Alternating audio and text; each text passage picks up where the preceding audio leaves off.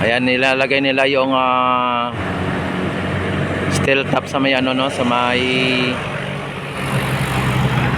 truck o dump truck, mga bayan. Hindi natin alam kung saan nila dadalhin, o sa Arroceros o ilalagay nila dyan, ano.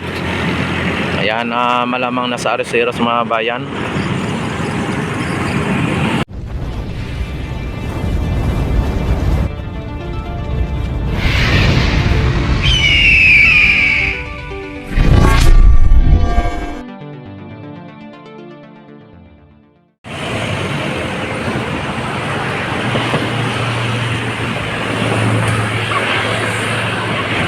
Ayan, mga kababayan, dito naman tayo ulit sa may Ilog Pasig Esplanade. At dito ang crane na ginagawa kahapon ay talagang nakatayo na dito at naidugtong na ang kanyang boom, ano. At ito na, buong buo na yung crane. At nakita naman ninyo, mga bayan, ang sitwasyon dito sa may Ilog Pasig Esplanade, mga bayan. Dito ako ngayon sa may MacArthur Bridge, at ito ay talagang malapit na po talaga matapos itong extension ng Phase 1A dito sa may likod ng post office sa Loton area. Ayan, at nakita naman ninyo, mga bayan.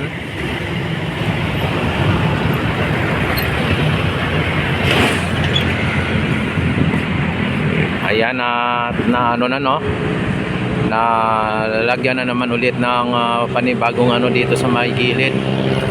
At siguro ay lalagyan po yan ng baluster o ano man ang ilalagay nila dyan. Ayan, at dito banda ay hindi pa nila nalagyan, ano. At ang ano dito, ang pilote, mga bayan, ay nakita naman ninyo kahapon, medyo marami to kahapon. At nandito kahapon ang barge, ano, pero sa ngayon wala na ang barge. At yung pilote pumunti na lang, meaning ay dinala na po doon sa Arroceros, mga bayan. At silipin din natin ang Arroceros para sa ganon makita natin kung nandoon na yung barge at kung nandoon na po yung pilote at kung ano na po ang nangyayari doon sa may Arroceros sa area. Yan, sa ngayon ang tubig ng ating Manila Bay, ng ating Ilog Pasig, mga bayan, ay same as usual, malinaw o malinis naman. At may mga konting mga basura tayo nakikita na parang bagong tapon ng ano.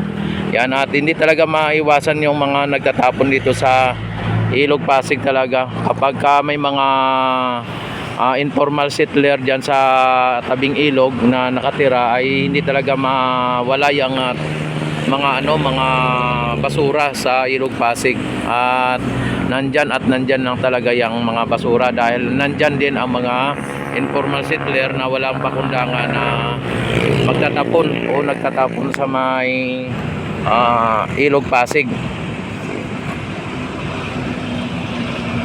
Yan, sa ngayon ay ito po ang pinaka-latest na update dito sa may Ilog Pasig Esplanade, dito sa may Phase 1A extension, na sa ngayon ay ginagawa po ng ating mga manggagawa. Ayan, at andyan sila po.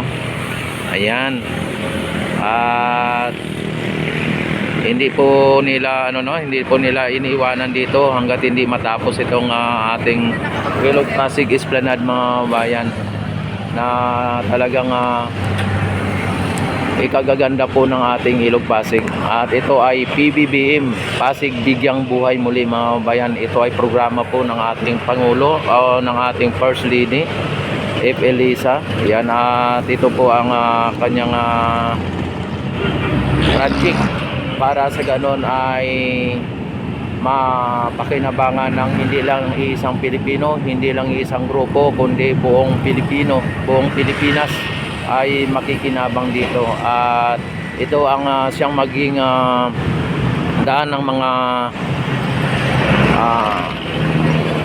negosyo o talagang pag ito po ay talagang marami na pong namamasal dito ay magsusulputan dito yung mga negosyante. Kaya ito ang isa sa mga dahilan kung sakali na ikalalago ng ating bansa ang dadagsayin tayo ng mga turismo o dadagsayin tayo ng mga banyaga na mamamasyal dito sa ating bansa, na makikita nila na umuunlad at lumalago ang ating ekonomiya at ano sila, no, maganyat sila na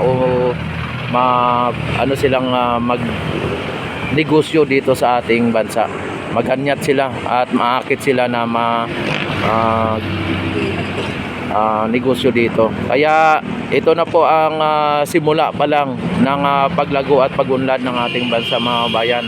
Ang beautification ng ating bansa o pagpapaganda sa ating kapaligiran. Yan po ang isang indikasyon na tayo ay dadagsain ng mga turista at dadagsain tayo ng mga negosyante at mga investor. At yan pa ang isa sa mga nagpapatunay na ang Pilipinas ay lumalago ang ating ekonomiya dahil po sa mga nagsusulputang mga bagong building, mga bayan. Ayan, kung inyo nakikita dito ay may mga gumagawa ng building, mga kababayan, ano. Ayan, kumbaga may mga nagpapatayo ng mga building. Ayan, kung inyo nakikita, mga bayan, ang mga bagong building. Ayan, mga bagong building po yan. At yan po ay mga nagpapakita na may nag-i-invest o may mga nag-ninegosyo na mga dayuhan, mga bayan, o mga investor dito sa ating bansa. Yan, at hindi lang po yan, ano, at dito pa, sa ngayon na panahon, mga babayan, makikita mo ang sa inyong paligid, kahit saan ka lilingon o saan ka pupunta na lugar, ay mayroon pong mga bagong mga building na ipinapatayo, mga kabayan. At yan, doon din sa kabila, ganun din, mayroon din, ayan, may bagong building na din na ginawa dyan, yan, kung inyo napapansin, mga kabayan. At hindi lang yan, basta lumingon ka lang sa iyong paligid, may mga pagbabago at may mga building o may mga gusaling mga itinatayo. At yan po ang indikasyon na tayo ay lumalago o tayo ay may mga nag-i-invest sa ating bansa.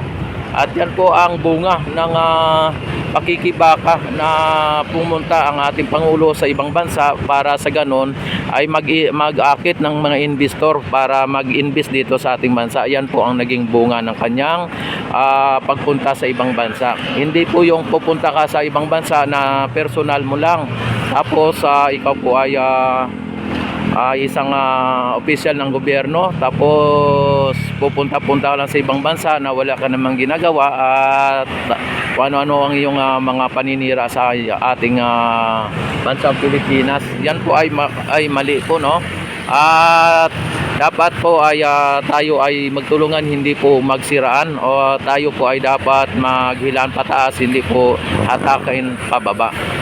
Kaya ang ating programa ng ating Pangulo o ng ating pamahalaan sa ngayon ay beautification o pagpapaganda ng ating kapaligiran at pag-aakit sa mga investor o mga negosyanteng dayuhan.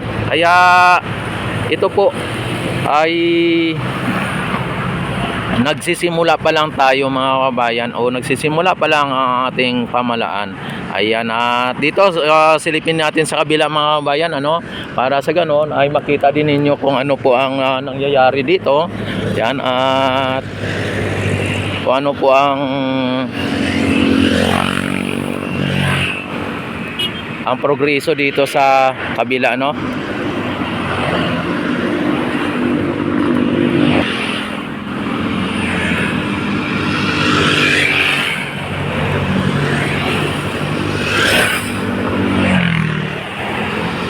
Dito tayo ngayon sa may MacArthur Bridge, mga kababayan. Ayan. At ito, mga kababayan, ang yung dinaanan dati dito ng crane na nasira, linagyan po nila ng buhangin na may yung sako na may buhangin, ayan, Tapos ang ano natin dito, ang bako, ayan, naglalagay sila ng steel 2 o steel top ng ano mga bayan ng ayan, steel top ng pilote. Ayan o, ikinakarga nila sa may dump truck mga bayan. Yan, para sa ganun dadali na nila doon sa may kung saan nila ilalagay, no, kung dito nila ilalagay o doon sa kabila, no, yan, o doon sa Arroceros. Pero yan po ang linalagay nila para pagka kung sakali pag linagay na nila ay lalagyan na po nila ng ganito para sa ganon mabuhusan na.